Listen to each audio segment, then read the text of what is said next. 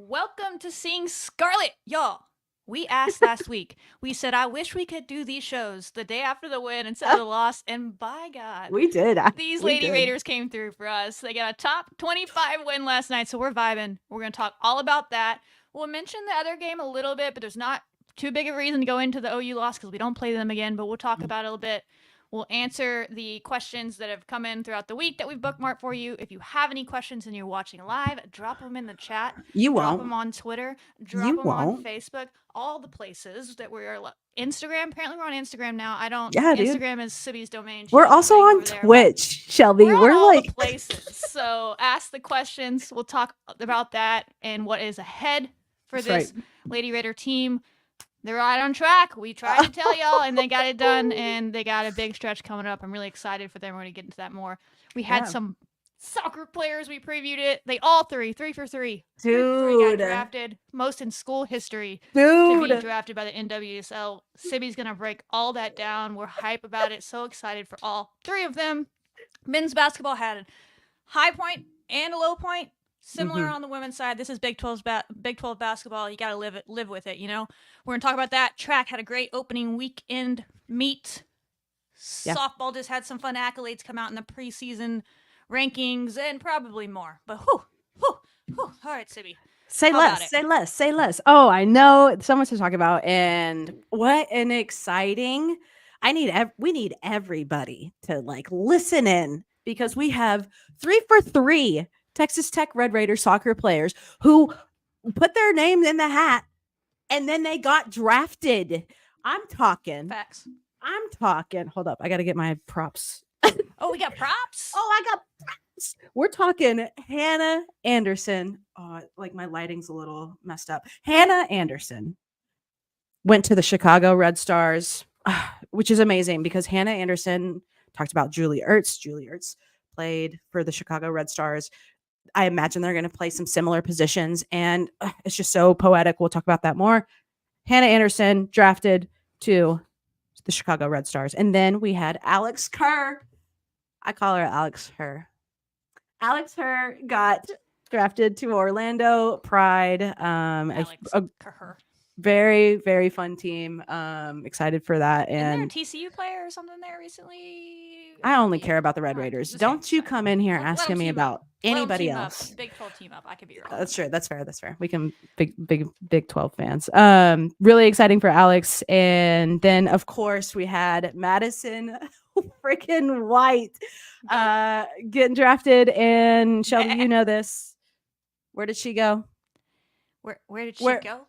Where'd she go? Where'd she get drafted to? The Red Raider link up the Louisville Racing with our other school goat with Kirsten Davis, now Kirsten Wright, down there playing opposite ends of the field. But they played together at Texas Tech back when Madison was a freshman and a sophomore, I believe, because Kirsten came back for that weird COVID year that we don't want to talk about. Could have been great year. But anyway, yeah, they played together before, and they could just be teammates again. And all of their interviews on that draft night, we posted the videos. Go listen to them.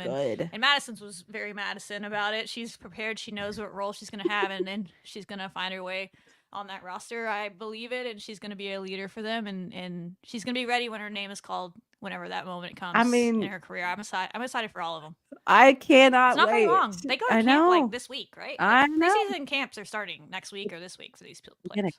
It's beginning, and this was a program record. They the most players drafted to the pros in program history. So I mean, if y'all were around with us, if y'all are day one, y'all know the soccer story of this past season and how magical it was. And we talked about this last week, but this is such a how perfect that the 3 that went in, they all got drafted, and a beautiful way to cap the season off. And Tom Stone's birthday was the other day, so it was just a nice party for Texas Tech soccer. Sure. So professionals, y'all. Texas Tech professionals. They were so good at their sport when they played in the red and black that they're playing in the pros. The gals are doing it. We all have new teams to cheer for, so this is exciting. And they all jerseys are really cool. Like Orlando Pride's is really neat. Louisville Racing. I do love me some purple. Chicago Red Stars, a classic. Anyway, so we'll move on to our next excitement. But yeah, huge for the Texas Tech soccer program, huge for Hannah, Madison, and Alex. Just so proud, so stoked. They deserved it. They earned it. Bada bing, bada boom. Let's go. Yeah. Let's go. Oh, that So, was a fun night seeing them get to do oh that. my gosh. And to segue into basketball, it is fun to think about the parallels between those teams, different points in the journey. But there are some fun young players on this basketball team that begin. Who knows? In a few years, could be having that type of night on the Mm. basketball side that we're all covering them and getting to see them do it. But basketball, y'all, basketball. What went down? Let's briefly touch on that OU game. Well, actually, let's talk on the What? OU Oh, game you. after. Let's talk Yeah, about it okay. after as we move forward. Okay. Because I'm everybody down. wants to talk about the win that we got last night. That's what people want to talk about. Let's do it. What was the score? And the score 71-63. Oh, okay. Took down previously undefeated in Big 12 play.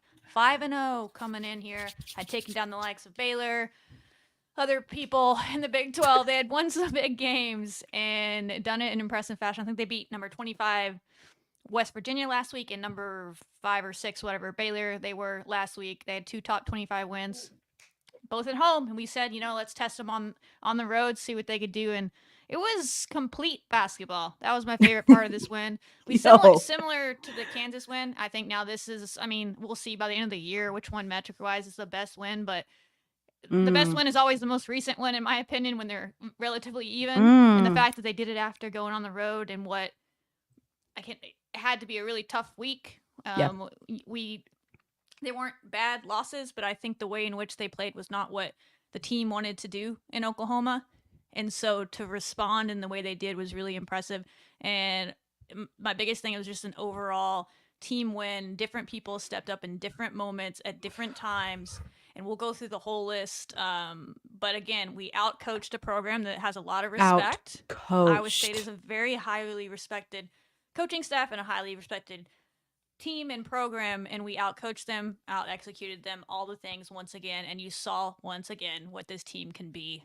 We're not blowing smoke. They're very, very, very talented, and when they execute at that level, they can truly beat almost anybody on any night, especially when they're getting 5 frickin' threes from Riley frickin' McKinney in the first half.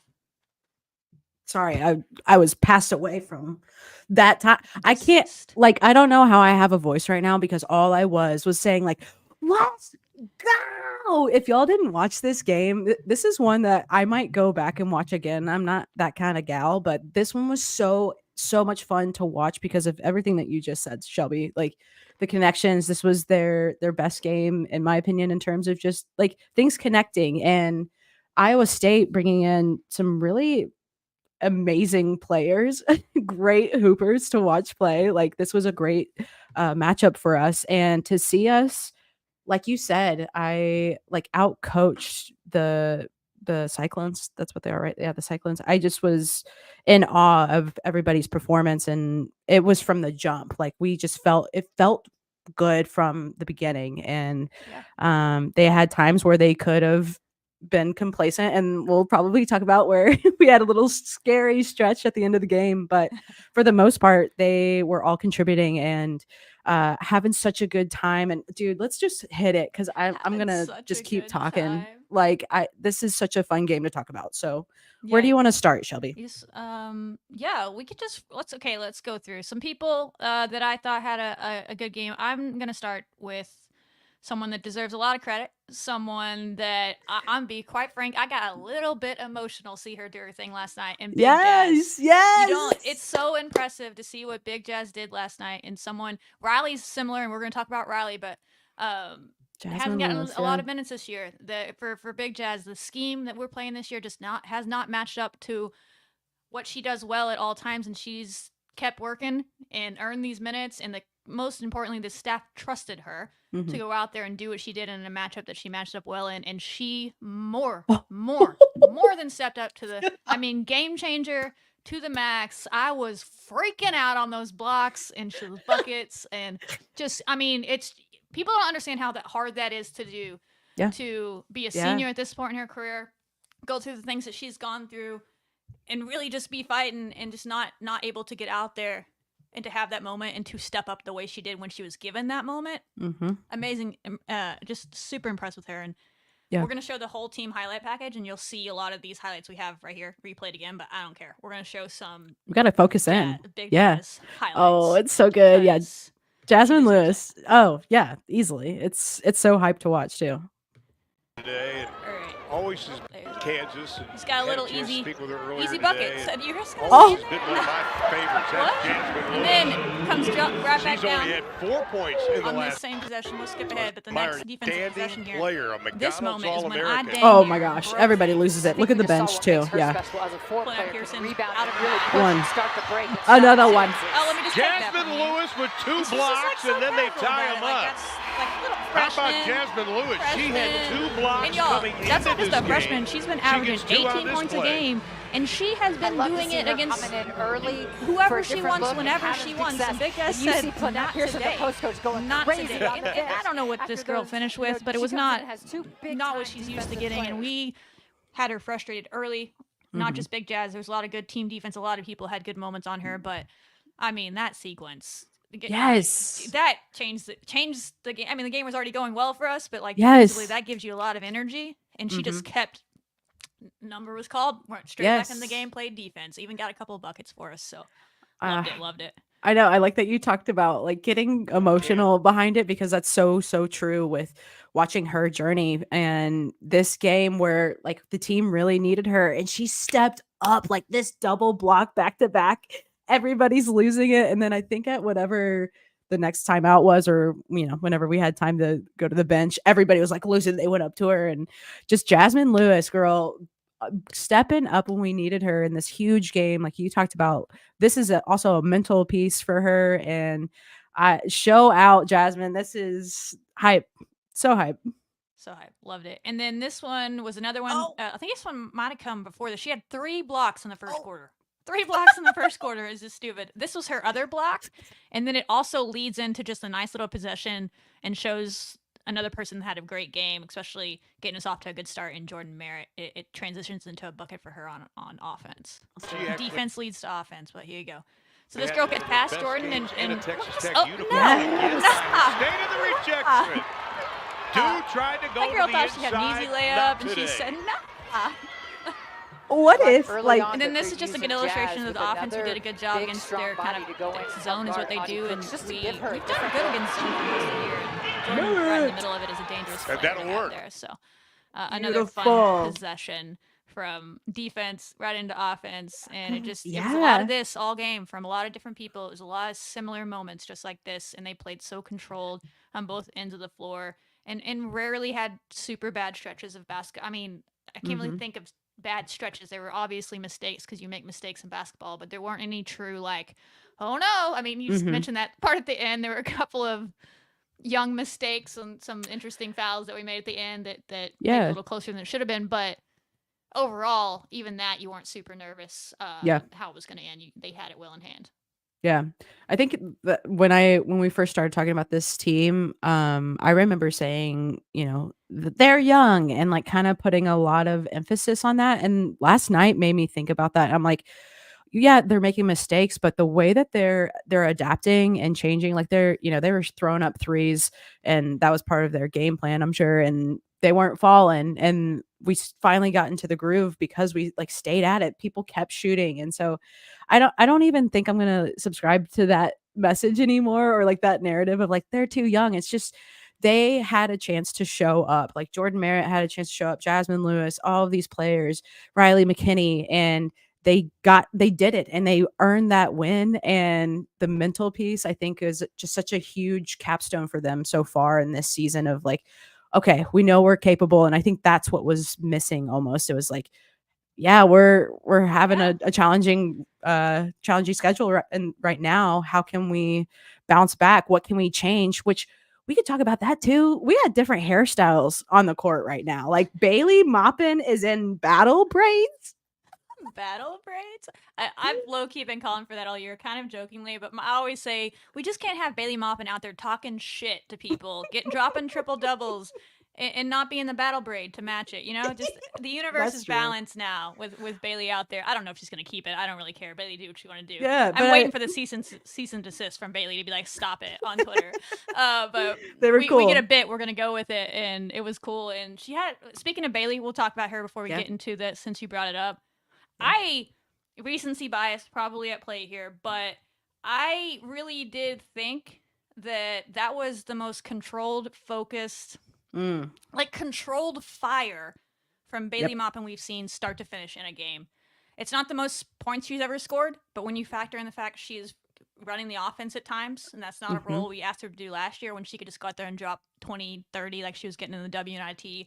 Like those are probably the games you think of where she had that killer instinct, and she had that killer instinct about her tonight in a different way, in a more controlled team type basketball way. But I've been asking, I wanted her to be a little bit more, have that look about her. There was just something different in her eyes in this game where she didn't shake a lot of shots, but she was very efficient, and she went and took her shots when she had them. She didn't pass up shots. I mean, that stretch at the end of the half was Bailey Maupin. That's who she is.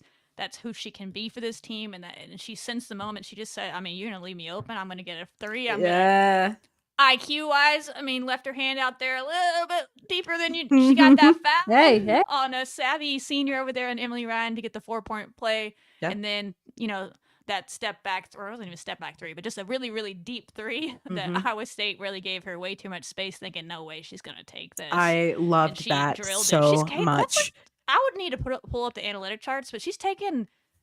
She likes that spot, right? 30+ 3-pointers this year, and I think she's made at least 3 of them. One in Vegas, that one, and another at the end of the shot clock. Maybe she's missed one, but she's crazy percenentages on really deep threes right now. Clutch. I'm not saying, you know what, I'm a fan. Logo threes, let's go, Bailey. But anyway, I was really impressed by what Bailey did in that game, and she's gonna have a chance to grow on that because Iowa State was playing a zone. And so it does take a little bit of the pressure off as far as like that man-to-man, that they're not all over you style. But at the same time, it's also in some ways more pressure on your point guard to get the offense going and to make sure you're moving the ball and everyone's in the right spot. And so when she was in that role, her, Riley, and Ashley shared that last night. But when she was in that role of starting the offense, she did a really good job, I thought. And so, I loved it. Maybe it was the battle braids. I don't know what it was. Whatever it was. Bring that with you the rest of the year, Bailey, because you're her for sure. We're buying what you're selling. We are buying what you're selling. The clip that at halftime, right before halftime, that shot, what I loved so much about it, and I saw this a couple of times where Iowa State was like, we're gonna give you space either because we can't get to you or we're like challenging you, and we had opportunities to sink them, and that was a really good this is a foreshadowing moment right now because like Riley McKinney does it too, where they just kind of like, you give us space, we're gonna sink them, and that's what we did and popped off in this game. So I loved that play from Bailey Maupin too because it was like a challenge accepted. Okay, here we go. Like, you're going to get it anyway, but Bailey Maupin's about to go in beast mode. And I like that you're talking about too of her composure, and maybe she wasn't dropping, a 30 piece, but seeing her grow in that position. And I think Krista Gerlich talked about it in her press conference about how much she is grown and kind of out of position, but really making it her own. And it's such a cool piece to see her grow and in a different way than I'm sure she was expecting. But damn, it was off the hook. It was so cool. She's definitely out of quote unquote out of position, but in a lot of ways it's just a new position because Bailey Maupin's going to have the ball in her hands. Whether she's playing the traditional top, 2 or the 3 or the 1, Bailey Maupin's going to have the ball in her hands, especially at the end of shot clock. Jazzy Shavers is going to have the ball in her hands a lot on this team for the next 3 years. So the more they can become playmakers like she's done, the better it is. What she's been so impressive about her this year is she's being asked to have the responsibility of running the team as a point guard. And I don't know that everybody understands that responsibility, but it's not easy, especially as a sophomore, to kind of know where all your teammates are going to be and make sure they're in the right spots and be like, yo, you were supposed to be in the other corner. What the hell are you doing while they're dribbling the ball? Like, that kind of stuff is what she's learning this year. But as far as like having the ball in her hands, Bailey Maupin, I assume, had the ball in her hands all the time in high school as well. She's a scorer. Little kid. And Jazzy's the same way. And And we'll talk about Jazzy. We'll just show the Let's do highlights, it. and we'll talk about a lot of them because Jazzy came up huge to end this I game. know she did. And that's the whole beauty of this team is when we really do what we do. We don't really need someone to drop 30. Yeah. Bailey's capable. Jazzy's capable. yeah. Riley dang near tried to. She had 15 in the first half, but when they spread it around and they play team ball, it's not like we don't necessarily need that, you know? Right. Totally agree. But they face Cyclone. Decided not to start. Let's see. These are the first points of the game, and I wanted to watch.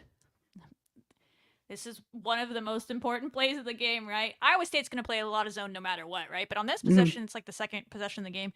They're either in a matchup zone or they're in straight up man because you can tell everybody's chasing everybody around. And Audie Crooks, while very talented, just is not going to chase a big out. Riley McKinney Leaves at the guard Jordan spot from wide the outside. open, and she drains it. Yeah. So important because if we don't prove that we can make that, they're just going to be like, okay, we're going to sit here and not make Audie play defense. When you make her play defense, that's where we're not as big as other teams, but it's also an advantage like we've talked about before the season. Like it can be an advantage for us because we have more athletic bigs that can get on the perimeter and force these bigs like Audie Crooks, who's immensely talented down low, to have to play defense on the perimeter, and she just couldn't do that, so they had to go to a zone, and then you're going to see all Riley McKinney, Jada Wynn, Bailey, Jazzy just eat from the outside. We have too many good shooters for people to be able to play zone, and so that's why it's so important when our quote-unquote bigs, Jordan, Arike, can get out and shoot and sometimes force them into zones for those bigger teams. To go in and help guard True. Audie Crooks just to give her a different. She is just so calm. Riley! See there, she got Was this the first one? She 3 to the dome. Had a chance to speak with her earlier Jazzy? today. Do it to him. Jazz, we Always just saw has this. been one of my Watch it again. Buckets. This is her. I think we just Double saw what block. makes her special. Double A tap. four-player can Nah. rebound, One. really push and start the Again? play. Another one. Offenses. You got to get to Here's the a great zone. picture of The that. last 3 games, she was just 3 of 12 from 3. Her away from her Why sweet they spot, left her- Bailey. Oh, Muffin. That's what I'm talking about. Shot Killer clock instinct, no down hesitation. inside of No 10. hesitation. McKinney Oh. knocks down at 7. Speaking of Win. The baseline. McKinney, And she's I on mean, fire. why aren't you guarding her? I What was is wrong with you? Riley, What are you This is like- doing? What are you doing, Iowa within State? the first 25 State, points of the Texas game, Tech she has had Who are you? 4 minutes. 9. Free line ends up. Oh my gosh. Moppin's going to be fouled. Yeah. Big stuff. Moppin launches. I Bangs the mean, rainbow. that's that 3. Free throws. Back door. On the Beautiful. drive. Gorgeous. Beautiful Arike. offense in this game. Jada, she hits 3s. Get you some. Get you a Jada Wynn piece. hits 3s. Iowa State That's what she had does. Jazzy, 7 that 3 turnovers. went down, and she just, from then on, Look was at the rim. like, took over. Oh. Once she saw it fall, she couldn't Moppin miss. down low. Merritt Oh, fakes one way. oh, she was like, Moppin I'm down low. sorry. We need In to the have a parking lot. Jordan Merritt replay moment. Watch this. No, every single Jordan Merritt block Moppin in this down move. low. Merritt fakes one way. Oh. Just about That's 2 Jordan minutes Merritt. gone by Yep. in the That's Jordan fourth. Merritt. Moppin, she'll cook you. 17-footer. That's Speaking of cooking you. absolutely. Speaking Crooks of both has of a these double-double. sophomores, come Shaq. on. She held it. Come Player the likes on. of Crooks. Lewis, pump fake inside. Kyla. No. Free line to rebound. Kyla The had a final great again, game. Kyla had a great 71-63. game. Celebration. Texas Tech over Iowa State. Speaking of Kyla, we have man. another highlight from Kyla. We'll show it in a second, but yeah. that she just because I noticed she wasn't in this highlight package a lot because there's so much to put in there. There's so Yeah. much to choose They're like, from. we only But have she so many played time. really good defense down low and had some big rebounds. She had a couple of blocks and was huge. There was kind of a team. You had to play team defense on someone like Audie Crooks down there. She's big and she has good feet, and we just didn't allow her to get the ball at times. And when she had the ball, we collapsed down and made it really difficult on her. And then Big Jazz just blocked her shots. You know, like Yeah. whatever. So yeah, big stuff. Also, Jada Wynn. You saw her Jada, 3s. go get you some. Yeah, you saw her 3s in this package, but in my opinion, Oh her my gosh. defense in this game was what was really underrated. Just I didn't rewatch the game, but just watching it live, and she played Yeah. like 35 minutes in this Yep. game, which has got to be a season high for her. Mm-hmm. It was a game high for anyone on the team, and their other freshman, Addie Brown, averages 15 something points a game. She's up there in the conference or for freshmen, and we kept her to 2 points. 2 points. Hey, that's And I think Jada. defense. I mean, there was a lot of people. Bailey was on her at times, but Jada matches up with her size wise. She's listed as a forward, I guess. She's like 6'1" or 6'2", but she plays like a guard. She plays on the perimeter a lot. She passes it well, And she gets rebounds, which she still got a good amount of rebounds. But she didn't even get very many shots off. It wasn't like she was missing them. We just didn't let her get shots off. Yep. I don't know if they came into the game planning to have as much Jada Wynn playing defense on them as they thought, and they thought maybe you're going to get more matchups with like Chevalier and be able to like post her up and things of that nature. But that's why you saw Jada get a lot more minutes in this, as well as being a zone buster out there. So Yeah, huge and minutes from Jada Wynn she defensively finished. as well. Recognize her efforts. She really stepped up and took on the challenge. She did. She finished with 6 assists too, by the way. Yeah. Like just casual from Jada Wynn of like, yeah, you're some of the Led what you're the gonna team. see on the box score is different, but yeah, and what we can see in this highlight reel. But that was really nice to see from Jada. This was Riley's first start, right, for the season of the season. So for her to show out in that way, finishing with 15 points, 2 assists, she had 5 first 6 3-pointers, and y'all, it was in the first half. It was Got electric. us off to a Yeah. great start. And then they were, I mean, and she didn't get any shots off in the second half. But because they were focused, they were so focused on stopping Riley, that opened it up for other people. I think Jada's 5 points came in the third quarter. Yep. And then they were basically leaving Jasmine Shavers wide open. Yep. To end the third quarter and the fourth quarter, and that's not going to work out for you more times than not. And once she got one to fall, it was once over. She got it heated. Was over. I think she started 0 for 4 or something, and then just didn't miss the rest of the game. Yep. It was Jazzy takeover time late, which we've seen a few times this year, and so that was big. Like Ryan says here, if we get Riley going, which Riley's not a sophomore, by the way, she's really a senior. She's a 4th-year player. We do well when she's on the floor because she is has that leadership to her. But yeah, it will definitely open things up for our sophomores and our younger players out there as well when the matchup is right. And this was it. And I would say that I saw a lot of people. It's a pet peeve of mine, so bear with me here. But I don't like when media or fans are like, man, why was Jasmine Shavers and Ashley benched? They weren't benched. Like, it wasn't like a punishment thing for those players. It was in my opinion, it was a matchup thing. I mean, I'm not going to sit here and say I was predicting Riley to start the game and Jada to start the game. But when I saw it, I wasn't necessarily shocked because Iowa State is well known for playing a zone, especially this year with Crooks down there as the big. Who are your best zone busters, your best shooters on the team? Jada Wynn and Riley McKinney, who also had really good spurts in that Oklahoma game, as we'll talk about, coming off the bench and giving us good moments in a game where there weren't a lot. So it wasn't super surprising. So it was a matchup thing, in my opinion. Yeah. And Ashley had a lot of good moments in that first half. Yep. And then Jada's just bigger body in this game is what we needed. And we're going to go back to games where we need that Ashley full court pressure defense that she can bring on other teams that are a little quicker, right? So it was just a matchup thing, in my opinion. So that's just a pet peeve. It's not benching. Yeah. It's just matchups with this team. We have that's a deep team that can mix and match, and this is what made sense in this game. That's what we talk about all the time is like these coaches, they outcoached Iowa State, and that was part of it. And to back you up there, I totally agree in that way of, okay, we know where our strengths are. Turns out it's our entire team, and here's how we can set them up for the most success. Like entire team. I mean, like our arsenal is, the whole bench. So even when Ashley was in, she was able to, of course, manage 2 steals. So even in that zone, she was there and doing what she does best. And if you're gonna put the best player in the position for what's to come, the battle that they're facing. And so I echo that, and I think it's part of what we talked about earlier is the coaching. They were outcoached, and this was not a fluke. Shelby, you've been talking about this. You knew, girl. We all know you knew. And I think it's just, I knew Iowa State was good, and I said I wasn't 100% confident on this confidence scale, but I felt like we matched up well in ways. So, and we're at home. This team plays really well at home. Yeah, and saw it. They just had to believe it and execute it. Exactly. So I don't, it's not a fluke in my opinion. I think it was a beautiful showcase of where we are with this team, and that was nice for us. I think that was even like monumentally better for the players and the team, and I really am excited to watch them play next. But yeah, I thrilled. So much fun to watch. Again, if you didn't watch the game, I think I'm going to go back and watch that one again. It was that good. It was, yeah. I wanted to watch it again today. I just had a busy day with work, so I didn't. How dare you? Unfortunately, maybe next. Unforgivable. Maybe tomorrow. But it was a fun game to watch. It was really enjoyable on, all the fronts really. Like I don't even know how to like. It was just a well-rounded. Sorry, my computer's like spazzing on me over here.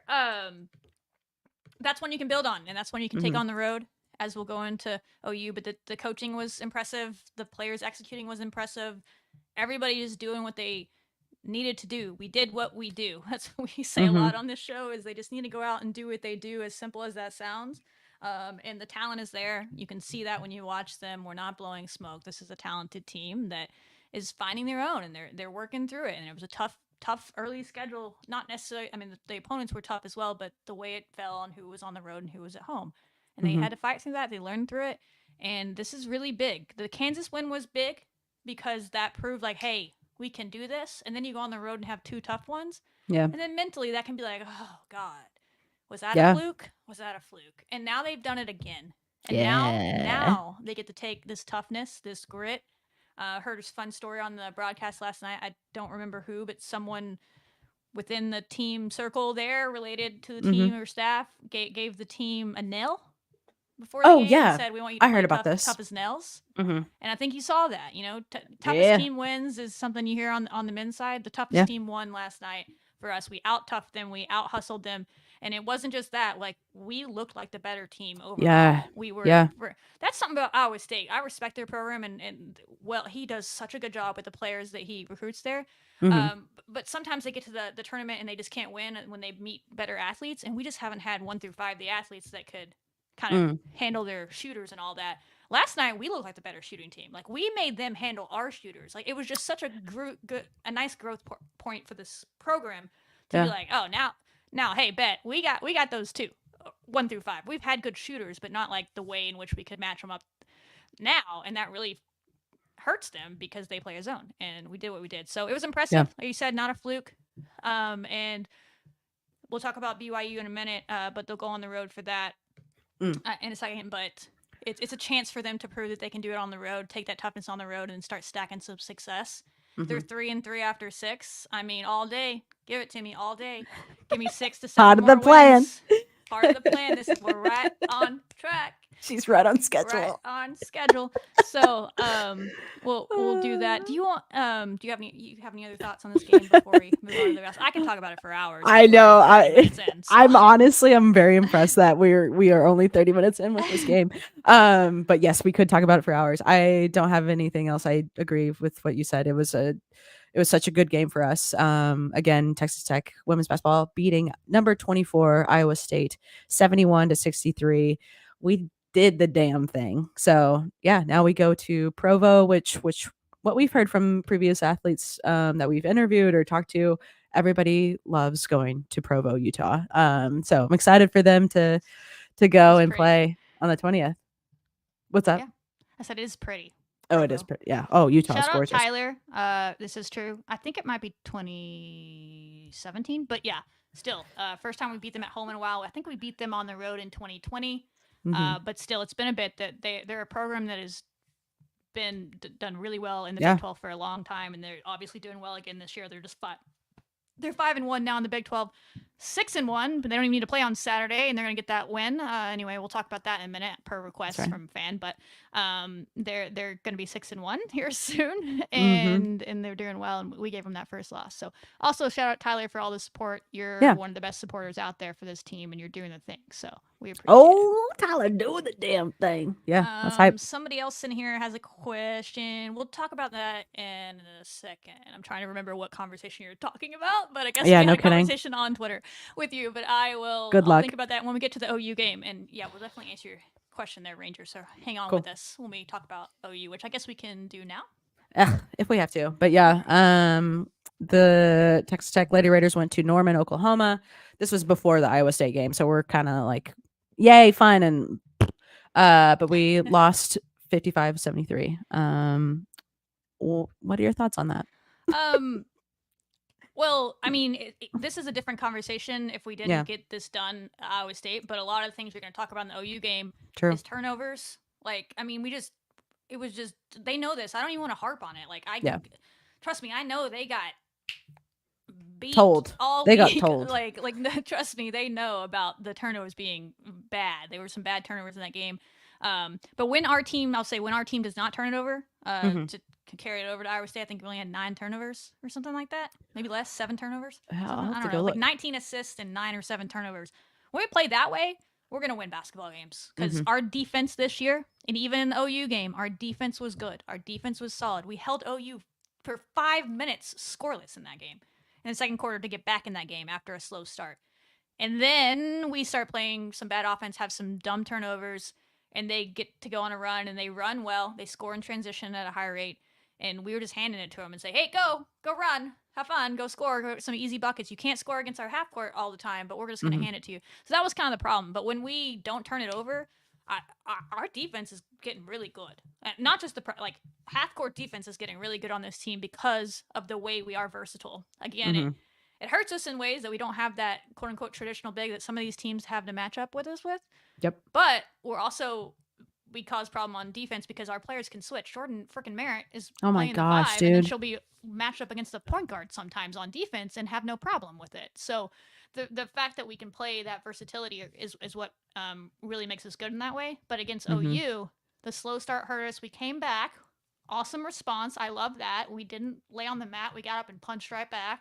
Got it within 1 on a Jordan Merritt 3. Jordan and Kyla were huge in the first half of that game, especially. Bailey and Shavers didn't score in the first half when we were only down 9. Like, Chev had a huge volley, had a huge 3 right at half. There were good moments.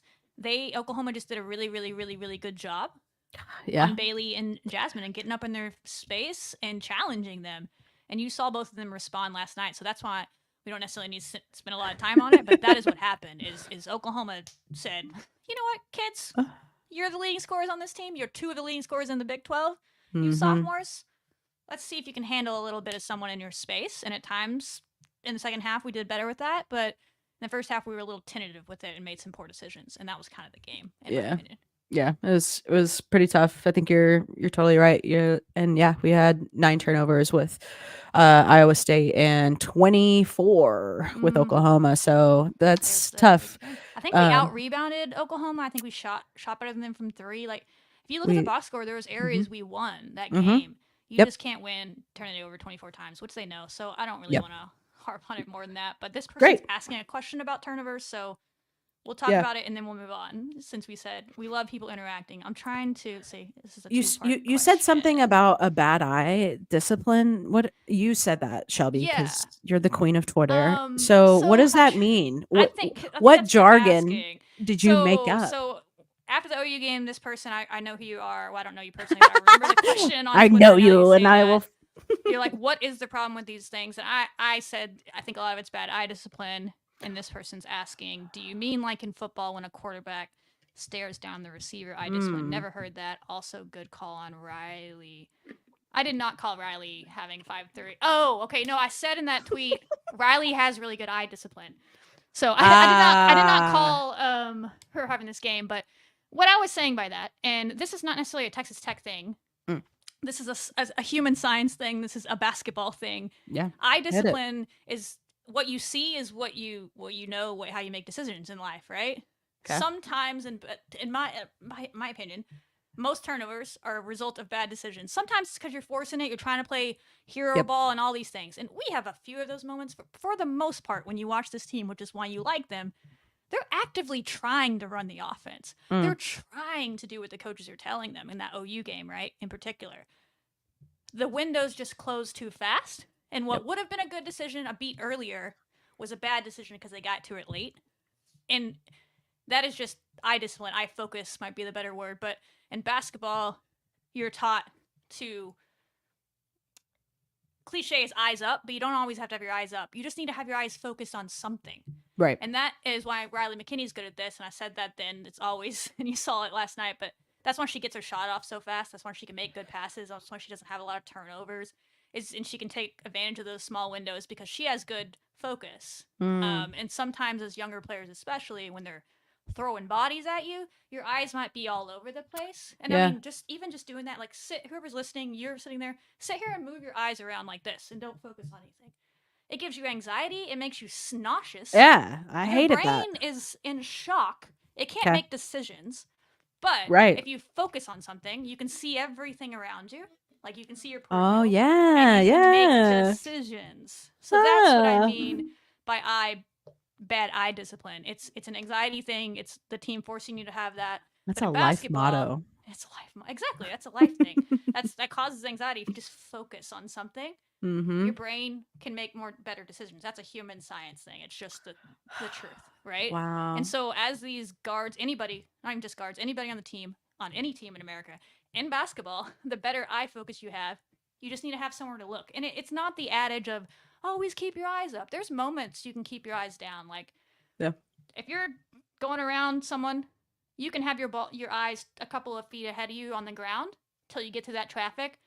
Or I mean, Kyrie Irving, NBA player, is known as one of the best ball handlers to ever do it. Watch Kyrie Irving play basketball. He'll dribble and make moves, crazy moves in traffic. He's staring right at the ball, which little dribbler coaches would be like, never look at the ball. But Right. whatever.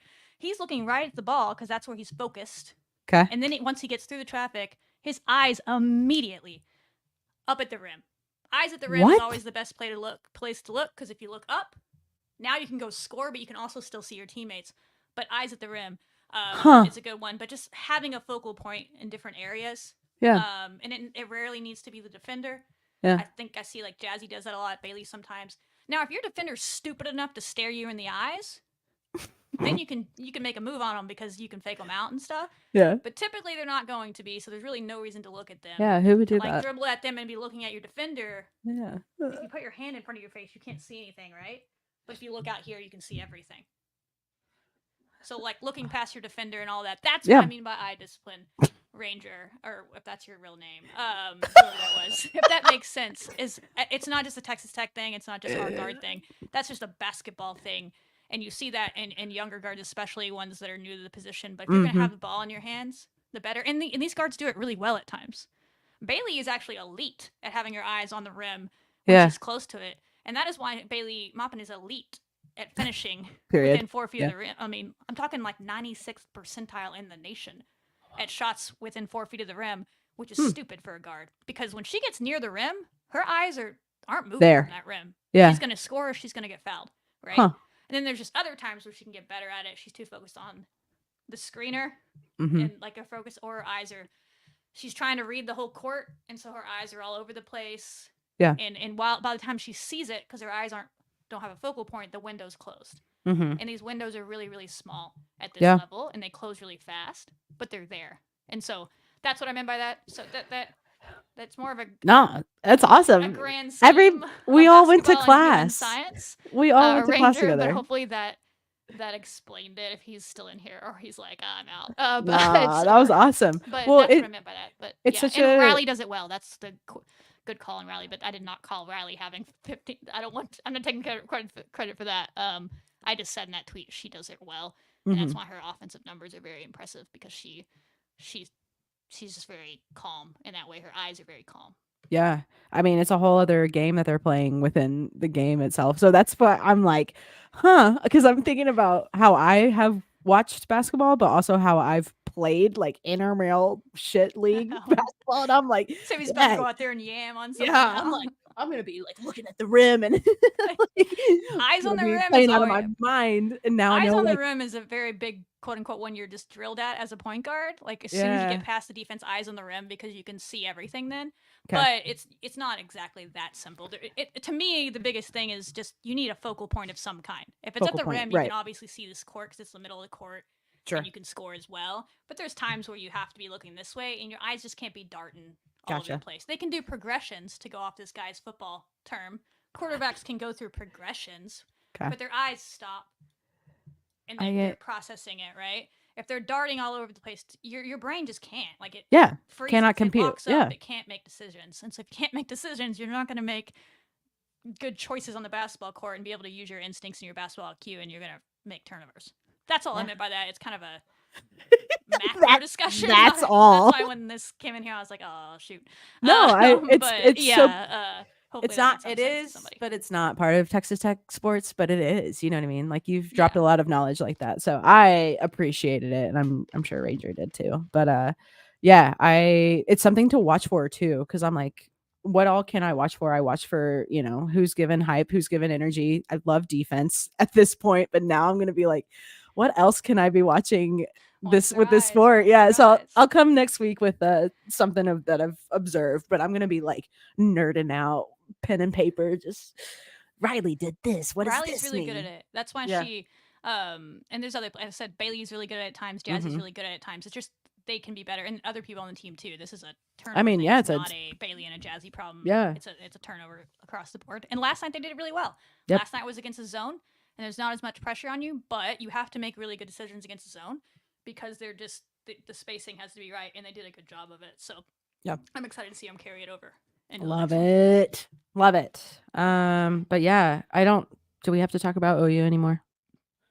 No, I think that's it. I mean, the thing is with OU, like Texas and Oklahoma State, we could spend a little more time on that and talking about it because we get rematches with both of those, and it's like, okay, this is what we need to do the next time. OU, unless I'm mistaken, we do not play again. So until the Big 12 tournament, when we go on to win the Big 12 tourney, of course, maybe we'll match up somewhere along the way in that up in Kansas City. But we'll worry about that then. But we don't have them on our schedule again, so it's one that you can take away, like the things like fixing tournaments, Goldfish, all the things that they definitely worked on and clearly did a good job of last night. But there's not really like, oh, next time we play them, we need to do better on this, and this player because we won't this year. Right. It's new in the Big 12. We used to play everybody twice, and now it's like, oh no, we don't get a we chance got at revenge. 5,000 people here. Yeah. So we've lost 3 games in Big 12 play. 2 of them think we get a chance at revenge on. Oklahoma's one of them. We don't get to play them again, which is a bummer. But Big 12 tournament coming for you. I mean, yeah, and that's what we're seeing with all of these games too, and what we talk about is we're hanging with the best of them. So I am even more stoked about their game against BYU again at Provo on the 20th. So make sure it's a Saturday, 4 p.m. I think it's 5 Central because 5 it's Central, on West Texas Tech, Western, whatever. Yeah, we're both on Eastern, so we're Mountain like, time. how It's do Mountain we? Time. Oh God! So I think it's like 3 o'clock Mountain Time, 5 o'clock. All right. Don't even look it up. It's 5 o'clock Central. Look it up, y'all. I'm pretty sure it's 5 o'clock Central because it says 6 p.m. on my schedule, which would be 6 Eastern. So. Oh wow. Okay. But they got BYU. Look it up, and then they come home, y'all, for Houston before we talk to y'all again. So they'll have Houston at home January 24th. That's a Wednesday. Look up the time. And then another piece of that too, it's student org and Greek night. So I am excited for that. Sounds like there's going to be a lot of students there. Should be fun for that. I think the energy should be spot on. Stoked for that. So yeah, get there, hang out, watch them ball out, and then we'll talk about it next week. But that's what we have, I think, Tyler, fan. Priorities. You got to support both teams, or you're going to have the women's game on at the men's game. Both playing BYU, as we'll talk about the men. That's right. In a minute to let y'all know what they're doing. But both teams. It's beat Cougar week here. That's right. For Lubbock. Speaking of BYU, listen, this is a team that plays a lot better at home than they do on the road. And we get to play them in Provo. So we absolutely have to go up there and play with that same grit, toughness, execution about us, but there's no reason we shouldn't win this game. If we bring the toughness and we play to our capabilities, we should beat this team, right? They know that. That's not putting pressure on them. The opportunity is in front of them. BYU is not a bad team, but this is one that you're very, very capable of winning and should win if you play to your capabilities. But you can't go up there and turn it over a lot, right? They have one of the best players in the country on this team. No smoke. Name is Lauren Gustin. She put her name in the portal last year and instantly had offers from every school in the country, decided to come back to BYU. She averages 15.5 points a game and 15.2 rebounds a game, which I believe is first in the country in rebounds. And she was like first or up there in the country in rebounds last year. She's done it every year. She can rebound the ball, and she's not big. I mean, she's not huge either. Yeah, what? She's 6'1", maybe. Okay. She's 6'1" forward. She just is an elite rebounder because of how she moves on the court. That's cool. She can read balls well. She knows where the ball's going to go off the rim. She can block out well. She just energy. She's vacuum down there. And she gets hers. I think they got blown out the other day by Oklahoma State, and she still managed to get 10 boards in that game. What? So she's going to get hers. you just can't have Lauren Gustin go for like 30 and 20 or something like that. You just can't have her go absurd. Right. From that, she doesn't shoot. She doesn't shoot threes. Like it's Okay. kind of a wild stat for someone that's 6'1". Yeah. She must just hang out in the paint. Like I've watched them a couple times. 0% from threes. I'm sure she's taken a few, but she has not made one. This means Texas Tech rule. She's taken 6 on the year. Texas Tech logic means she'll hit a couple in this game. Just prepare yourselves, fans, for that.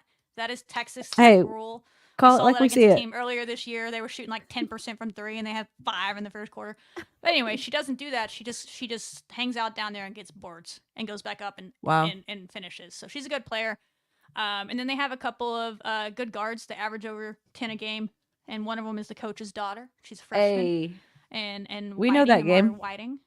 So so she's a coach's kid, and all 3 of those. Let's see, Woolston, Whiting, and Gustin play over 30 minutes a game. It's another one of those teams that's going to have them on there. And then it says there's another one that plays 35 minutes a game. So there's 4 players that play over 30 minutes a game, and then they're just going to spot everybody else in from there. If those players are shooting well, they can hang around in games, and they have hung around in games at home. They haven't really been blown out in the Big 12 at home. I think 14 is probably their biggest margin against some of these teams, but they hung close with maybe OU at home. They hung close with Iowa State at home, who we just beat. They'll make a game of it, but they turn it over. They average almost 18 turnovers a game, and that is the area of the game where if we bring that toughness, that tough as nails motto they got going for themselves now to Provo, where no Texas Tech teams have won yet. Let's go get it done. Women's basketball is going to be the first to go up there to the mountains there and bring that toughness and grit and cause turnovers on them. Because, I mean, like almost all of their starters average at least 2 turnovers a game. Okay. And in the half court and the full court, all of it, you should be able to get after them and be the tougher team and force the action on this team and get it done. But they do have good players, and they have some good shooters, and they have Gustin, who's going to Golly. I mean, Jordan Merritt, go out there and ball out and handle it. Yeah, Jordan, like, let's go. Challenge accepted. Jordan's been great lately. She's probably excited to it because they're both that forward position, right? But she's probably going to get some boards. It's just what she does. She leads the country. Clearly, that's wild, but it's wild. That's cool. 15 and 15 is wild. The 15 rebounds is like, that's some high school type shit. Like, you know what that means? That she's had games where she's like, because she just had 10 the other night. Averaging, yes, you're right. She had 10 the other night, and she's still averaging 15. So like, there's been games where she's she have a 20, 25. I don't math, but that shit is nuts. Like I said, she doesn't shoot threes. She just she's just there. She's down there, hanging out. Get that bag. She's really good at it. So she's actually Brilliant. enjoyable to watch. Cool. But in this game, I hope she's not. You know what I mean? Yeah, I know. It's kind of a tough place for us to be. Is like, we appreciate good basketball, and that's what we get with this conference. The pain. I'm so glad that Emily Ryan, in one hand, is graduating, because I love Emily Ryan for Iowa State as a player so much, and I hate having to watch her play against us. It was finally we got the win against her this time. That might be the first time we've beaten Emily Ryan in her career. And we finally got it done, but such a good player. And now we're getting to face a new one here that get to watch. This will be the first time we have to play against her, but she's been around for a while. She's a senior, so that's kind of the gist on them. Turn them over, do what we do. There's no reason if we play our basketball, that's right, to who we are, and we should win this game. And then you come back for Houston, who at home. What's the time on that one? Yeah, people know when to be there. Well, I thought we were telling them to look it up themselves, but I have a 1 p.m. on my end. Okay. They're in, or wait, is that here? No, that's not Tech. No, that's a different schedule. I'm so sorry. That's incorrect. I was about to say it's a Wednesday, so it's probably a 6 p.m. 6 p.m. Yeah, 6 p.m. That is correct. I was looking at them earlier this year. That's so weird. Did we already play them? How do I not remember that? Houston? I was there. No, I wasn't there. Sorry. Yeah, we've already played Houston. I'm on a different planet. First game of the Big 12 where we 31-12 or whatever in that first quarter. That was Houston. So, you kind of, if you've been following this team, you kind of know who Houston is. They actually play similar to us. I wonder if I don't know. We've been not. But the press has been, we're not at, like this past game, because matchup wise, we didn't do it as much. We played more half court defense. You wonder if we go back to that against BYU. That's a cool thing. This team, the coaches and staff on this team is not afraid to coach. It's not afraid to have new schemes. It's not afraid to play our strengths. But Houston, that game, I was at that game, right? We talked about it. You can go back to those episodes. We won't get to it, but we're very similar brands of basketball, so it was chaotic as. And both teams are pressing, both teams are running, both teams are shooting threes, I both recall teams now. are similarly sized. Neither one has like I think they might have a little bit of a taller player than us, but for the most part, a lot of athletes out there just playing basketball. And they've had some good moments in conference play. They've had some down moments, similar, and I think they might be 2-4 after 6, which is for a new team in the Big 12. They're probably happy with that. I think they've been the best of the newcomers statistically wise. Yeah. And they're going to be out for revenge. It's really hard to sweep people. Yeah. In conference, especially this one. It hasn't been that long since we played them. Like it's not spread out that far, so we're going to remember it well. That's true. And I'm excited. I like the second game from a strategy standpoint. It's always fun to see what changes there are, if there are changes, how the response is there. Houston's going to come ready for that because they're going to feel like they played us back and forth for 3 quarters over there in Houston. And we just punched them in the mouth too much in the first. That's going to be their talking point. It's like, just don't get punched in the mouth and you could have beaten that team. Like, that's what they're telling them. I don't agree with that, but that's what they're telling themselves, and that's what they're telling their team. It's like, you beat that team if you just came out and played better in the first quarter. Like, yeah, I'd be a millionaire if I just won the lottery, but it's what they're telling their team. You know what I mean? And it's true. If we start slow and they punch us right, but if we just play our game, we can beat them. But it is going to be a fun game. Those are always tough. We need the crowd to show out on that second game and be there to help us get that win because this is a fun stretch. You could all of a sudden win 3 games in a row and start looking really good for yourselves as moving into another fun stretch after that. But they just got to keep it one game at a time, as the cliche goes. That's what's up. And do what they do. So I think they have 2 after this BYU game. They have a little bit of a home stand, which will be nice for them. Yep. A couple games at home. So. Yeah, they got BYU, then Houston at home, TCU at home, and then we go away again to Cincinnati. So, that'll be a great night too for them being home again because of the student org night, Greek night. So show out, be there. Y'all know the drill. Y'all know what we're gonna say to you. Go to the game, and can't wait to talk about it next week. Yeah, and hopefully, can't wait. Couple of dubs next week. Let's have that to talk about next week. Okay. Speak it into existence. I'm here for it. So let's do it. Great stuff from this basketball team. You love it. Now we get a chance to go on the road, stack some success, get another road dub, and keep building on it. So I'm excited for them. Everything is in front of them. Nice. That's exciting, Tyler. I love this. Good job, Tyler. I mean, I thought that already existed, but I'm glad you're going to lead your own. I don't know. I guess the Raider right is not for the Lady Raiders. Is that what I'm learning right now? But I would want nobody else but you, and maybe the other Tyler can team up. Y'all are both great supporters of this team, and y'all both brought the heat there on Saturday. So I love that. If we can help you in any way, Tyler, you let us know. We're happy to brainstorm with you because that's really cool. Congrats, man. Congrats. That is cool. That's cool. Yep. Any other questions on basketball? Oh, we have this one about the TCU thing we'll touch on because yeah. I really don't want to spin. This is a Texas Tech podcast. I don't want to. This is after dark. Nonsense. Y'all are getting an after dark special right now. Seeing Scarlet after dark. We were asked about what's going on with TCU and what we know. What we know, I guess, what we've been told is. Can you get us up to speed that they've forfeited their games? They put out a statement today, which was a word salad, is what I would call it. It was the same thing they said 2 days ago in a longer form, so it really wasn't more information. Basically, I have a lot of questions, but the best way to put it with TCU is they canceled both their game on Wednesday against Kansas State and their game on Saturday with Iowa State, saying they do not have enough players to play. They say they only have 6 scholarship players available, and those are the facts that I can give you that they're saying, right? Also, the facts is they had 10 players that played on Saturday. One of those, Jaden Owens, love her as a player. I hate it. It's terrible. Senior, tore ACL and is done. Her college career is over. I hate it. It's tragic. It's terrible. That would have brought him down to 9. Okay. One more player came out the other day and said she's been playing through an injury, and they've decided that it's now going to get surgery on it. So that brings them down to 8. They're saying they only have 6. So somewhere between Saturday and Wednesday, 2 more players got hurt, I guess, and couldn't play, and so they're saying they can't play. Okay. These are the facts I have for you. Okay. Also the facts, I'm not saying they're doing it on purpose. That is up for lots of debate online, but the fact is there are major net implications to this, and that is why you're seeing that and some other people just questioning, like, how does this happen in the strength and conditioning department, all that stuff. Which I don't really think is fair. Like, sometimes injuries just happen. Like, it's just it is what it is. But if something crazy happened in practice, whatever, look into it. But if these are just game injuries, that happens. The other discussion is net implication.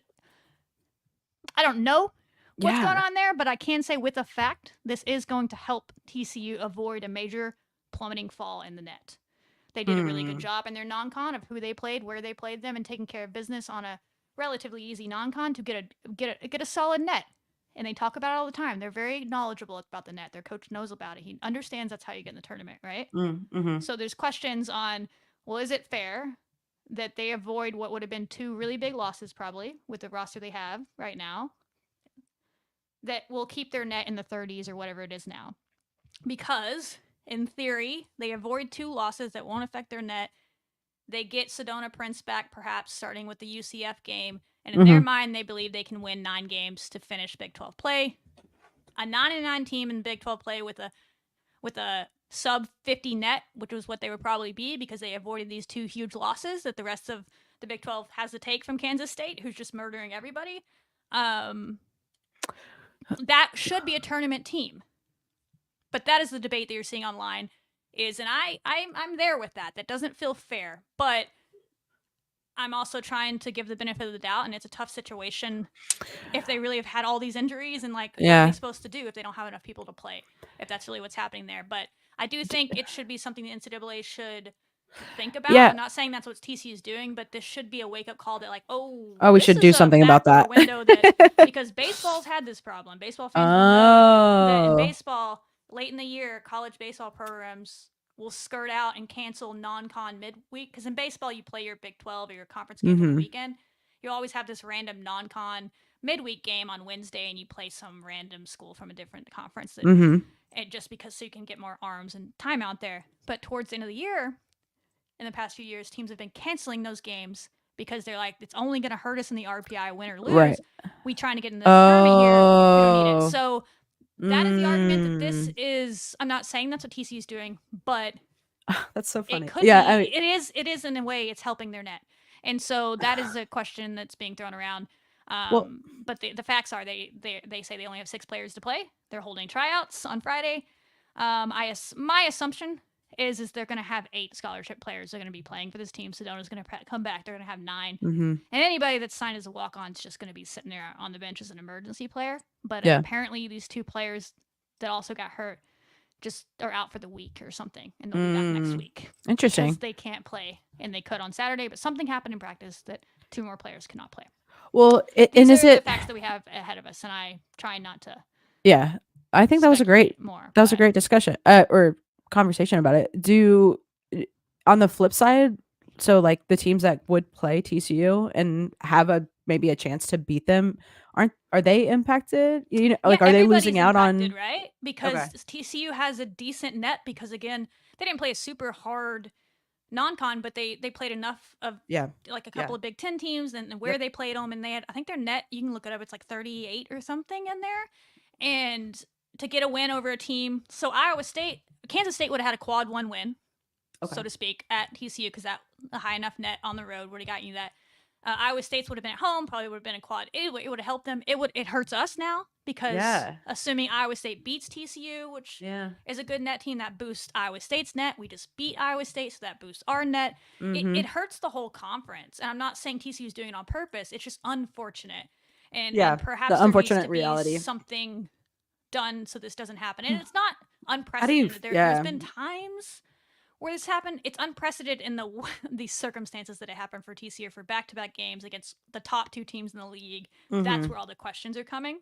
When other teams in the conference, I mean, Oklahoma State's got to be pissed. They were playing with 6 or 7 all non-con and just playing through it, right? So that's why there's questions around it, and I get it, but we don't. At the end of the day, I don't really know what's going on at TCU. There could be something horrible going. Like they could have a lot of injuries, and it's just unfortunate that they keep happening. And I hate it for the players at the end of the day, no matter what. Yeah. But that's where we're at, and it is true, and that is something I think no matter what happened here, the NCAA should be like, maybe we should factor in some sort of something for the net so it does ding them. Yeah. And this or isn't a free 2 games in the future. yeah, or how to mediate that in the future. That is tough. I've never heard of that happening, but I have been involved with organizations TCU might that have done it last year, but TCU was really bad last year. Yeah. I feel like someone in the Big 12 did it, but it was 1 game. And it was COVID. It's usually been COVID related. Like this is the first time That's where what it's I been was injury, not sickness. Like COVID obviously is its own beast. And that happened to a few teams. But like Virginia women's basketball last year finished the season playing with 6 players. Dang. 6 or That's 7 tough. players. And they turned down a bid to the WNIT because they just didn't have enough players to play. But they didn't. They wanted to finish out conference because of all the implications that are at play here. So again, player safety should be a priority, and I'm not saying it shouldn't. And if that's true, like, they have 6 players and maybe only 5, and they're just not willing to try and get someone else hurt, and they don't feel like those 6 players are like up to conditioning levels to play 30 minutes a game, like those are things they have to take into consideration, and their coaches and their staff and their admin know best. I am saying there are net implications that whether purposeful or not are at play and are worth discussing, and that the NCAA should look at moving forward so that it doesn't hurt teams, other teams. One unfortunate situation shouldn't hurt the whole league. Yeah. So that is what it is. Hopefully that's a summary of it. I think they're going to do a press conference after their next game and probably answer some more questions, but I don't really know what else there is to answer. Right. I don't know. I don't think there is either. Those are the facts that we know, and that's that. I don't have anything else to say. I agree. That's a fact, and that's stupid, Tyler. 100%. I don't understand it. It's really, really greedy by the university not to refund the tickets. I see it as a donation to the team. Yeah, I mean, I guess, but it's not. It's the K-State fans. A lot of K-State fans travel, and they bought tickets to watch their team play in Fort Worth. TCU saying there's no refunds, but you can exchange for a new game. What new game is K-State fans going to want to go watch? Oh, I see. Oh, yeah, it's pretty grimy. So they travel well. So there was a good contingent of people that apparently bought tickets for that. Oh, wow. Listen, they were probably like $5 each. It's not like a major hit to their pockets, but it's the principle of the matter. So right. I get it. I also recognize that women's sports budget, I'm sure that money's already been spent, and they're like, sorry, but that doesn't make it right. They should have handled that better. There's plenty of money in that TCU athletic department. I promise you. Bezos' brother or whatever went to TCU. He supports the athletic department. Oh, dang, a brother? Yeah. He's only worth $50 billion. Yeah. So, Well, cool. Okay. Well, that'll be curious to see how that plays out with the TCU. They should be back to playing next week. We play them next week. Yeah, I was about to say we're coming up quick next week. And my assumption now is that Sedona Prince will be back for that since they haven't canceled those games and they feel like they have enough people. So we'll have to game plan accordingly. But hopefully everybody gets back to playing. I hate it for the players that are available. Like that sucks tough for them. Like, they don't get to play basketball for a week. But that's a hard it's a weird challenge. Situation. Yeah. Eric, I can hoop. You're not allowed to go. You're gonna hoop for the other team? TCU. Sorry, Erica. Ew, Erica, you're better than that. Sit down. Go hoop for the Lady Raiders. They don't need you. Not a dig to you, but I'm sorry. They don't need any of us. They're fine. They don't need anybody. Yeah, they're good. Wow. Well, yeah. Do you let's talk about men's basketball? Or did you have anything else on TCU? No, I'm good. Or beyond? Really, that's more time than I wanted to spend on it. But Trevor, you're welcome. There you go. If that explains what you wanted to have explained. Cool. Men's basketball. So kind of opposite to the women. They had a win and a loss this week, but their loss came last night and their win came earlier. Their win was a gritty, like Texas Tech classic win over Kansas State, who then went on to beat Baylor, like top 10 Baylor this week in their next game. So like the Big 12 is a gauntlet, and they won that thing 60-59 on a crazy end of that game. The clock messed up and all these things. It was a weird game. Kansas State had a 20-0 run in that game, and we still won. It was I mean, we couldn't shoot in that game. We still found a way to win. And also, that's the impressive part is it's kind of been this team's MO is like if we shoot well, we win. Mm-hmm. If we haven't been able to play that type of shutdown defense, or at least in the big moments.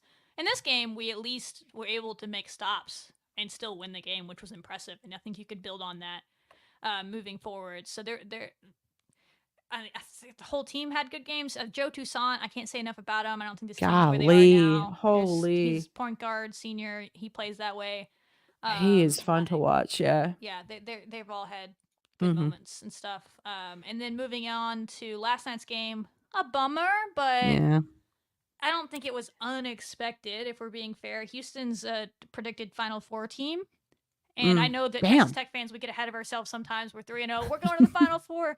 No one's expecting us to go to the Final Four. I'm not saying we can't. Basketball is like the sport where it's like it's winning the natty over there. But coming into the season, no one expected it, right? Houston's been like picked as a top team, and they have the best defense. And watching Houston play defense reminds me of the 2019 Texas Tech team. And the memories. The way that we would play defense sometimes, where it was just like miserable for the miserable. We looked pretty miserable Yeah. at times, like we were just straight up not having a good time in that game, playing or watching. And just respect to Houston, it was going to be tough to go into their house and win that. And the score is what it is. It's similar. It reminds you of the women's games where it's like, the win's really not a bad win. You don't like the way in which it happened, but at the end of the day, it's one loss, and you don't have to play Houston again. So you're done with them until the Big 12 tourney, where we can get our revenge. That's right. Revenge tour starts then. Yeah, but that's kind of my short thoughts on them. You don't know how we do here. Yeah. Promote them, but we're not going to spend an hour dissecting the games. Yeah, we only have so much time on here, so you have thoughts. I hear you. No, I think it was a really interesting first half, and I felt like during the Houston game it turned around the second half, but didn't work out. But still seeing like a lot of really great players showing up, and in the Houston game, I really liked watching Warren Washington play in that game. Like he was balling out and had some of that energy, and he's the one that stuck out to me the most. But he's really come on since Cambridge got hurt too. He really set a step up in a new way and play have a lot more pressure on him down there. So totally, they'll be fine. They'll bounce back. Big 12 men's basketball, Big 12 oh women's my basketball. Goodness. Win your home games. Oh my goodness. Still a few on the road. No one's gonna win a bunch. You've seen. I mean, Big 12 basketball was crazy the other night. Everybody's upsetting everybody. UCF just beat Texas on the road, and Kansas at home, and Cincinnati beat TCU at home, and like it's tough to win on the road in the Big 12. And when they do it, they're really impressive. But so it's gonna be tough sledding, but that also makes it you're gonna be very, very well prepared if you make it into the tournament. Scrap out 8 wins in Big 12 men's basketball, you still might make it. Oh my gosh, 8 wins. You get a parking pass. You should get a parking pass to the arena. 5 rounds, you're fine. We'll see. You get TSA pre-check if you get anywhere with this big with the men's team. It's wild. Whoever makes it out with enough to still play in Big 12 men's basketball. Yes. You all get TSA pre-check to make it in the tournament. Whoever survives. It's just like Hunger Games. Yes, it does feel very Hunger Games like. Listen to this. They have number 20 BYU at home on the 20th. And then they go to Norman, Oklahoma, number 15 Oklahoma. Then to TCU, number 19 TCU. They have Cincinnati at home, number 9 Baylor away. Will probably be ranked next week. Number 3 Kansas at home. Number 24 Iowa State. There's numbers to half of these teams that we're playing. There's a world in which there's only like by the end of Big 12 play, like 1 or 2 Big 12 teams even ranked because we're just beat the ish out of each other, beating each other. But, like ranked in the AP polls. But then when you look at like the Ken Palm and all the metrics, we'll be like top 14 teams in the country because metric wise, like everyone knows we're all like. 14 teams in this league are all in the top like 50 in the metrics, maybe top 30 for the love of God. But we play each other every night, so our records by the end of the year, like I don't think anyone's gonna have like a huge record. You thought Kansas would be that team, and they've already dropped one. So Kansas usually will figure it out by the end of conference, but we'll see in this year. So it's gonna be.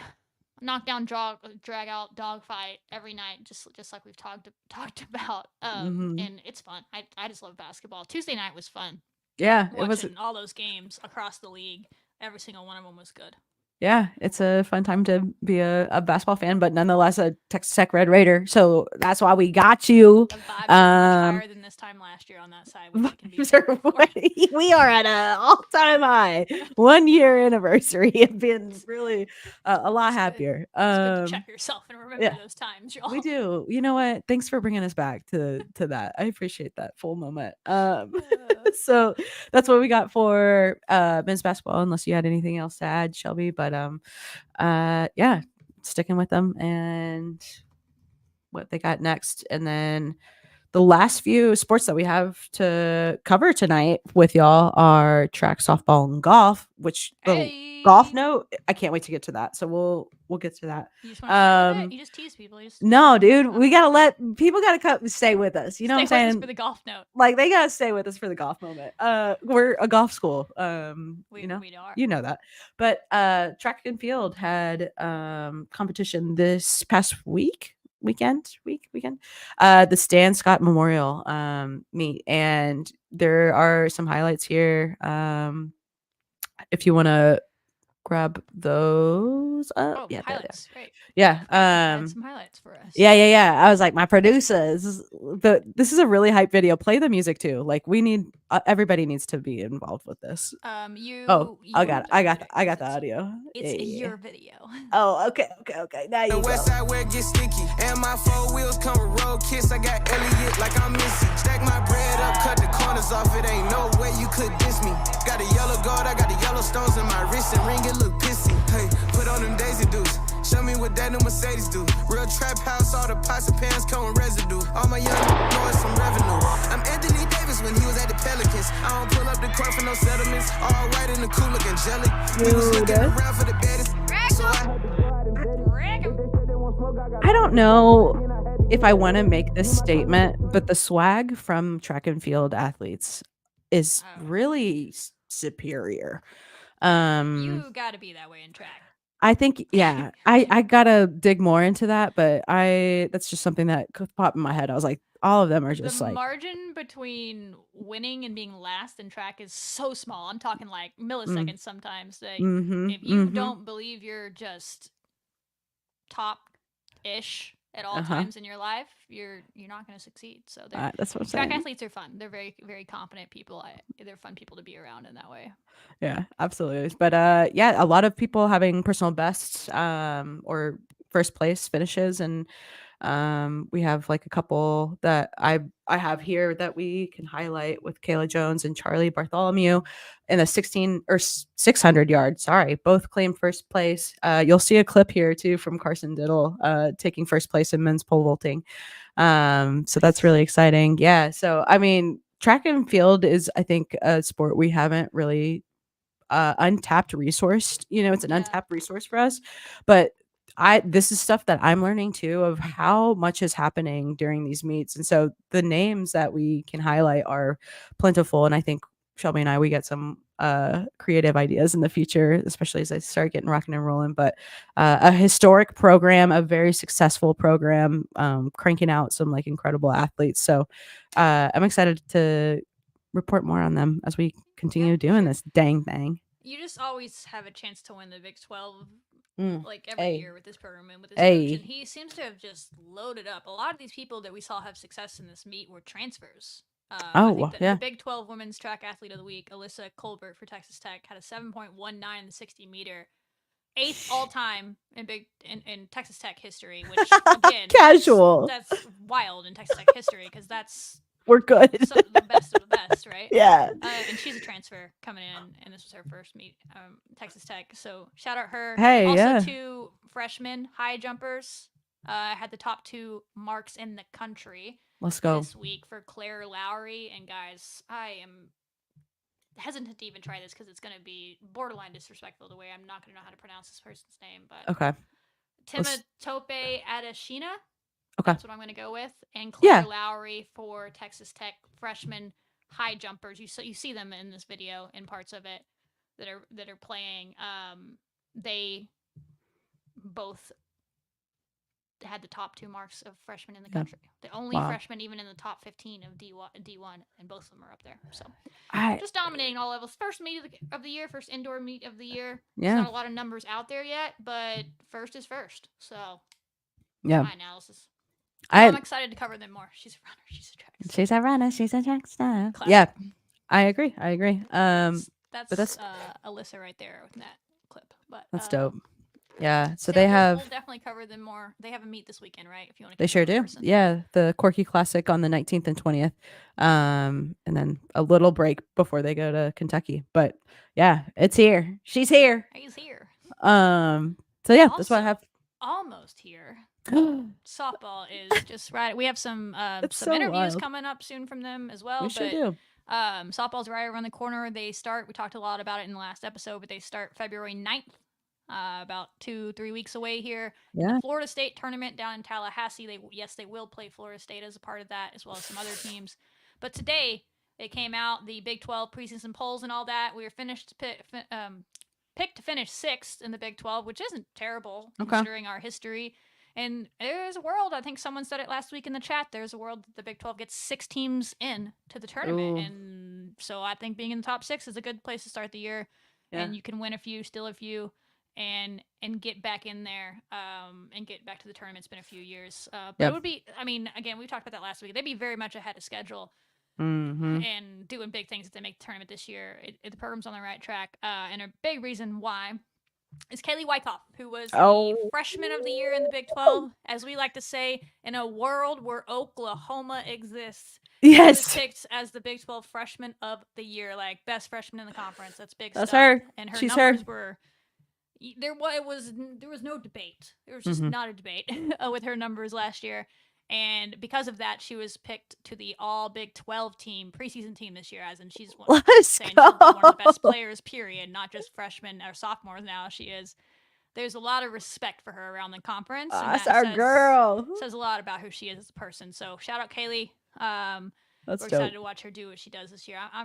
Softball's fun. I'm just excited to get it going and watch them. And this softball team is so much fun to watch, y'all. Oh my gosh. That was like I could say this about every team, but like covering them last season was really, really fun. They're funny, they're athletic, they're impressive, they're good, all of the things. So yeah, make sure to follow up with that. But Kaylee Wyckoff as well. If you aren't familiar with her, learn the name. You better learn the name before it's too late. But man, that girl is so the women good. Athletes in the sophomore class on this campus. Just think about it. I was gonna say something about that, but I figured you'd say something like sciencey, like sophomore year is scientifically proven to. Sophomore slump is a thing, if nothing else, and the sophomores are showing out, right? Okay, but we'll see about Kaylee. We had Bren do it as a sophomore. We have all the basketball ones doing it, and basketball. And now we have Kaylee. So that's what I was talking about. I don't know what you're talking about. It's called Sophomore Scarlet. Another SS. Yeah. Let's go with that, Sibby. I was like, I should text her that. I'm not going to tell her that on air. No, where you're going. Yep, they look great. Did you watch them in the fall?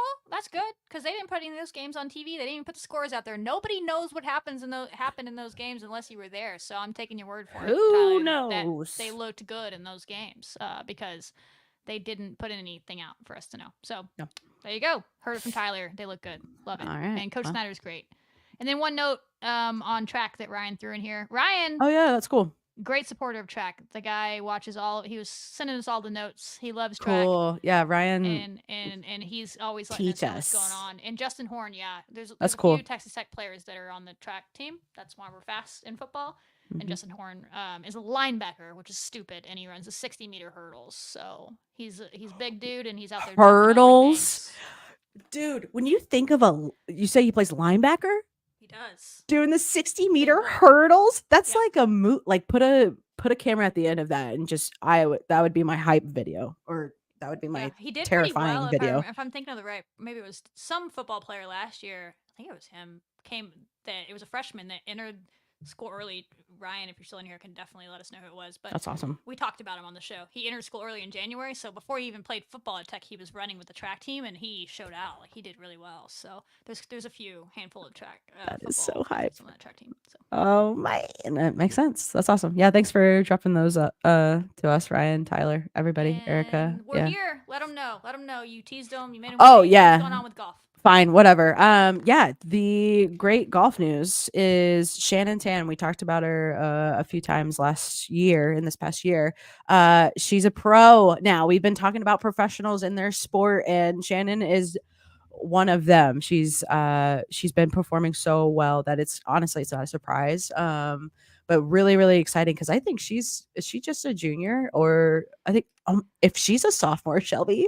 She was only a freshman last year, yeah. So Yeah. I don't know that means. I don't know what that means. I think she's gone now. I think she's going pro. So that's the only Okay. downside, right? So, yeah. But her pro career is here, and that was the announcement. So we won't get to watch her play for Texas Tech anymore, unless I'm interpreting that wrong. It doesn't. Yeah. I'm assuming if you go in pro, you're getting paid. So. Right. But that's good for her. That means she's good enough to do it. And she's been playing in some of those off-season tournaments as an amateur. You can enter them, and she's been doing well. So it's not a surprise. Like, she feels like it's time for her to do that. And she's also from she went to school in Australia. Correct. She's, I think, originally from Singapore. Singapore. Mm-hmm. So I don't know where home base is for her, but the world. Now she can travel all over the world and play golf, which has got to be really cool. That's got to be really cool. 19, 20, like, what a life. Good for you, Shannon. Yeah, that's awesome. But and a huge acknowledgement to that program. To be where Shannon was here, and from being all over the world, choosing Texas Tech. So I'm excited. That makes me excited. So a really cool note about her, and another professional athlete to add to our long list. It's our long list for Red Raiders. So yeah, that's what we got for y'all, and I think that's all that we have. We did it. And I mean, it's not that we don't have more, because we could continue but I don't have anything else, Shelby. Fortunately, we can't stay on here forever, y'all. We could try. That would be tough. So yeah, that's big stuff. Lady Raiders, keep it going in Provo on Saturday. It's a big week for it's BYU week for Texas Tech. Women in Provo going to get that first dub for Texas Tech sports in Provo since they joined the Big 12. It's going to happen. And then the men are facing BYU at home on that same day. So potentially at the same time, which is always fun.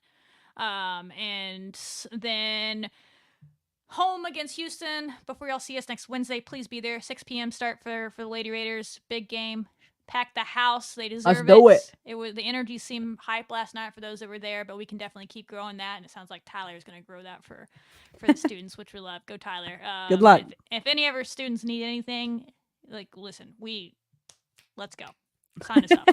We there help you get you there. So, support all the teams. Watch track if you're in town. Go to the meets. There's a lot of fun athletes to watch. And softball's right around the corner. Baseball's right around the corner. Actually, baseball also, we didn't put this in here. Gosh, they did get ranked by D1 Baseball. They came in at 21 in the top 25. So that's dope. Spring sports are really starting to heat up for us. Out of Habit Nation. I think tennis started practice as well. I think I saw a hype video for them. So let's go. What? It's all hype. It's all hype. No sleep. We don't sleep here. But thank y'all for. Okay, that's funny. I don't even know what else I can say to that, but that's funny. But thank y'all for hanging out with us, especially those hanging out in the chat. Appreciate y'all chiming in, comments, things like that. Big love for y'all. So until we see y'all next week, make sure y'all are going to the games when you can, and wreck 'em. Do we even say wreck 'em at the end anymore? It's like we forgot to last week. Wow, we forgot to. We are the worst. All right, but we'll say wreck 'em, I guess. Wreck 'em twice.